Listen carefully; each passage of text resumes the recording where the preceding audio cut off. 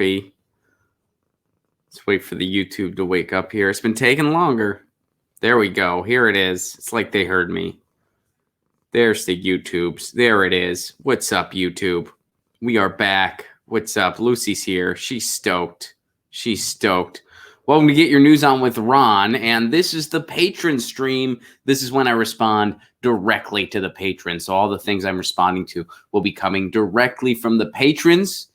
And if you would like to become a patron, patreon.com/Ron Placone, get all kinds of exclusive content, including the replay of this stream. The replay of this stream will only be available on the Patreon. And look at Lucy, huh? She's due for her daily brushing, and then she gets a treat after that. Right, Lucy? There you go. There you go. And she also has a teeth brushing. She's due for that this week. She's not a fan of that. She doesn't like it. Guys, before we kick into the patrons' comments, just in case you ever forget what a hypocrite Joe Biden is and what a warmonger Joe Biden is, man, here's a stark reminder that happened on Twitter recently. This is such...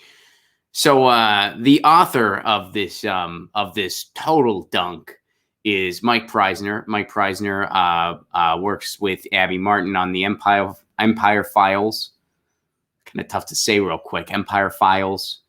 And is also the co-host of the Eyes Left podcast, which is a podcast by two socialists who were in the military and realize the scam that the military is. And now they do a podcast about it. They're helping out a lot of veterans with their work. Mike Preisner continues to do amazing things. And here's what he had to say to Joe Biden recently. This thread, I'm going to retweet this thread on my Twitter. And this thread should just be required reading for anyone who is considering joining the military ever, for anyone who is considering voting for Joe Biden or Donald Trump, for anyone who doesn't think the war machine in the United States isn't a catastrophic, disastrous problem that needed to end decades ago. For anyone that just passively accepts our economy of war or just isn't aware of it. We have a media that stays silent on it, so a lot of people aren't even aware that it's a thing. And hopefully that starts to change. Here's what Mike Preisner tweeted recently. So here's what Joe Biden tweeted. We're not going to watch his video. I don't see the point in that. But here's Joe Biden's tweet. As president, I would never send an American soldier anywhere in the world without the equipment and protection they need. We should not do any less for the heroes on the front lines of the battle we're in now. So Joe Biden right away, not promising he's not going to cause pointless wars. But when he does, don't worry. People will have the equipment they need. Well, is even that part true? Here's what Mike Preisner says in response. This is literally what he did in Iraq. I stuck books in my body armor because we had no armor plate inserts. And we had to put sandbags on the floor of our Humvees to have any protection against IED blasts.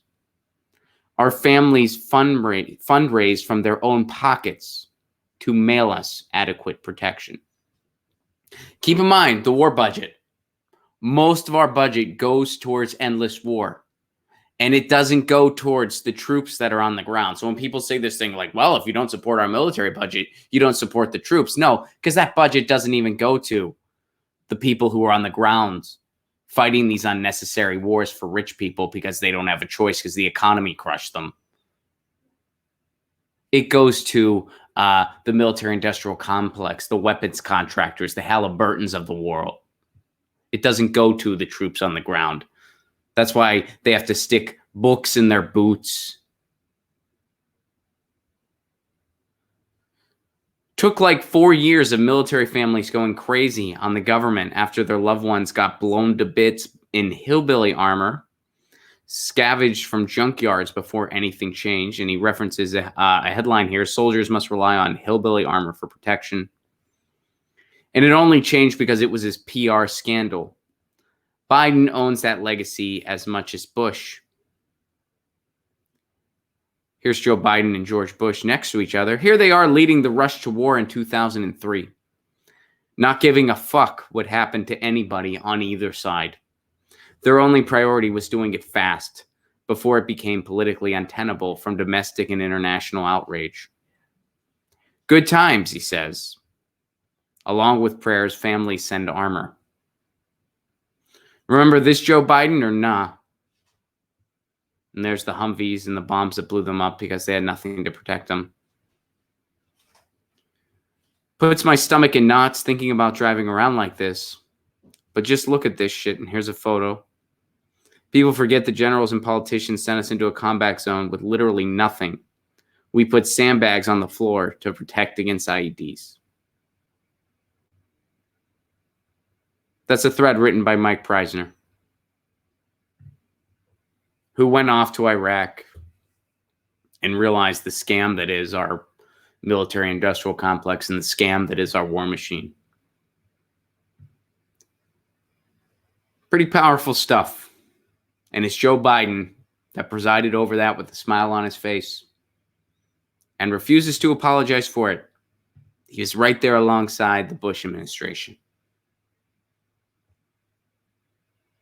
And they want you to choose between war and war.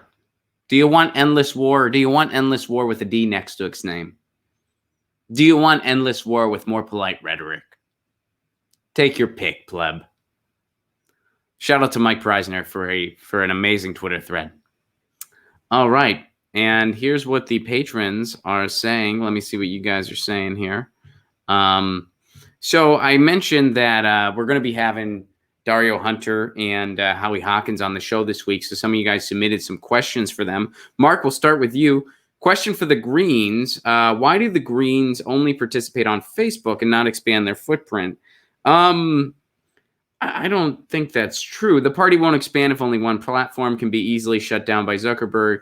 By not posting debates all over the place, for example, it's hard for people to know who to vote for in the primary. So I think what you mean by that question, I think you mean like, I think you're suggesting that maybe they have some content that's exclusive on Facebook that should be disseminated elsewhere as well to have a wider footprint. I think that's what you mean by that.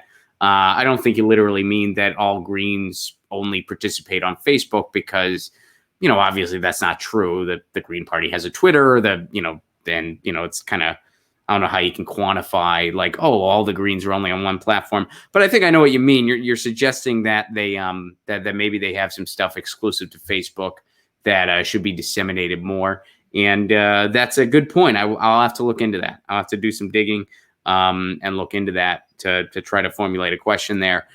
Question for Howie and Dario. Lucy, you are due for your daily brushing, huh? It's getting warmer out in Southern California, so she's shedding quicker and easier. Here's a question for Howie. Wow.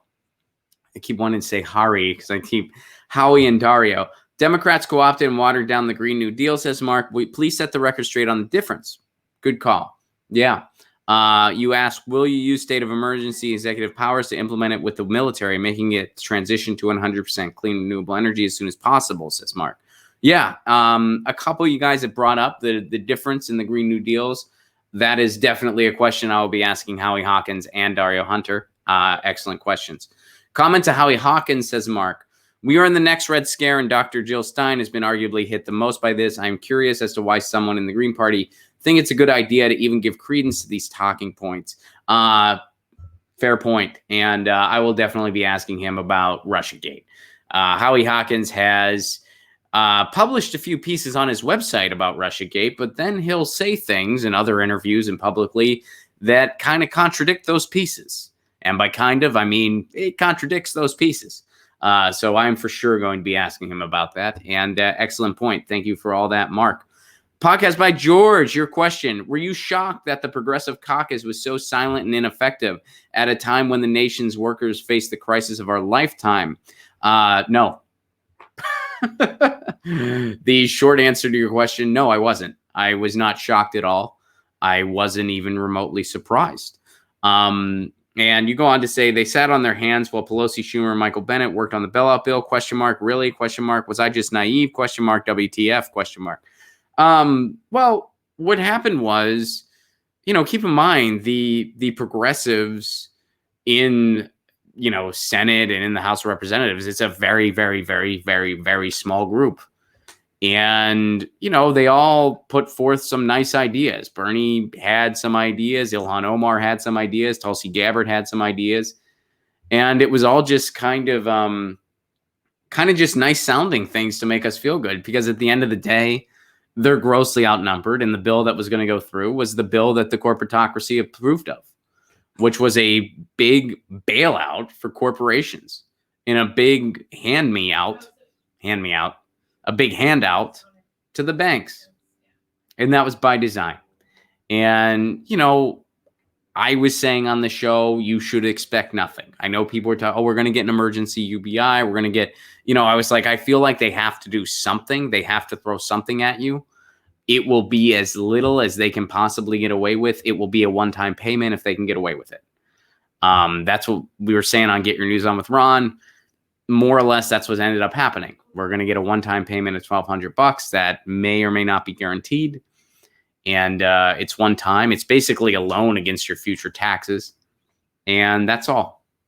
So no, I mean, to answer your question, I'm not surprised. I'm certainly not shocked, because I'm not even surprised.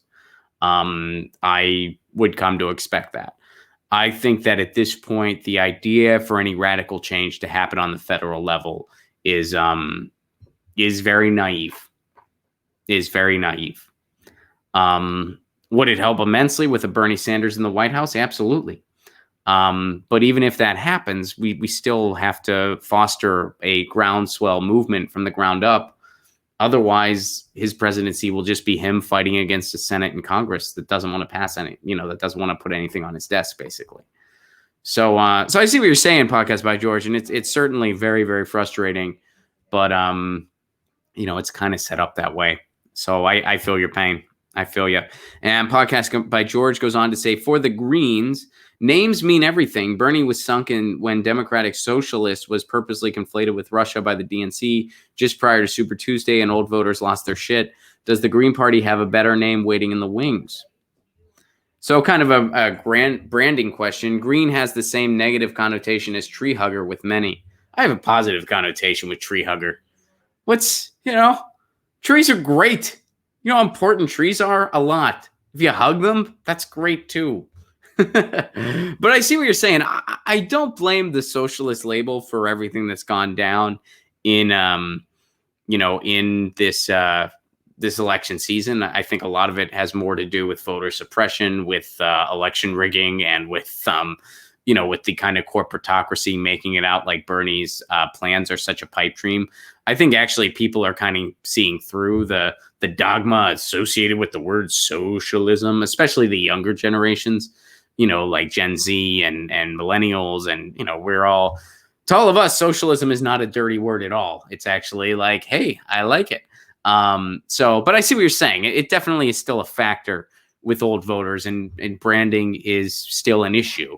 That's also, I think, like even democratic socialism, like that's sort of just a branding mechanism. I mean, basically at the end of the day, Bernie's a social democrat, but you put that in the contemporary United States standard, it's a different thing. So that's a good question. I will ask both Howie Hawkins and Dario kind of how they're going about branding in a way that might kind of expand their tent, which I hate using. I hate using that kind of like political insider verbiage, but I mean, whatever. It's it's part of the game, I guess. So yeah, what kind of branding do you have that might bring in some people that are unfamiliar with what the Green Party's all about, that's unfamiliar with maybe lefty politics, but that is kind of looking for a solution? Because you got a lot of people around the country that are kind of looking around for an answer, saying, you know what, I don't want to vote for Joe Biden. I don't want to vote for Donald Trump. The Republicans don't speak for me. The Democrats don't speak for me either. Where's my answer? And some of these people might not be as engaged politically yet. So they kind of need an introductory that is that's easy for them to digest. You know what I mean? So I think that's a great question, George, and thank you very much for bringing it up. Michael Zubaz, what's up, man? Love the ideas, Ron. Thank you, Michael. I'm down with $5 a ticket. So Michael's referring to Graham Elwood and I are doing another show on Zoom that's happening on Saturday at 5 p.m. Eastern Time, 2 p.m. Pacific Time. Tickets have just become available. We will both be tweeting that link out and posting it on our websites immediately. The ticket link was just approved. So tickets are available for that. They are only $5, just $5. And you'll get a Zoom link sent to you about an hour before showtime. So if you sign up and if you buy a ticket, you won't get the link right away. It's not an automatic process. We do it all manually. So, but when you sign up, you will get a ticket, a Zoom link delivered to your inbox about an hour before showtime on Saturday. So that would be 4 p.m. Eastern Time, 1 p.m. Pacific Time. Again, that show happens at 5 p.m. Eastern Time, 2 p.m. Pacific Time. So thank you very much, Michael Zubas. And Michael, you also ask both candidates two things. What do they think about Russiagate? I will for sure be asking that. And how is their Green New Deal better than Bernie's? Those will definitely be two pretty big themes in my interview with both of those candidates. Because, especially, Howie Hawkins has said some very, very questionable things regarding Russiagate, and that's putting it gently. So I know even Lucy's upset about that. She's like, yeah, that made me mad. So I will be asking him about that, and I will also be asking particulars about the Green New Deal. So thank you guys very much for your thoughts this week. Thank you, Mark. Thank you, Michael. Thank you, George, for your thoughts for this week's patron stream. Thank you again to Mike Preisner for having such an amazing Twitter thread. It was awesome.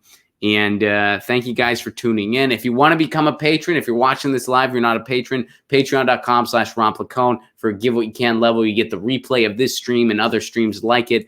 And you get all kinds of content, a backlog of about 100 writings and videos. You get my album available for download in its entirety, patreon.com/Ron Placone. I cannot do this show without you guys.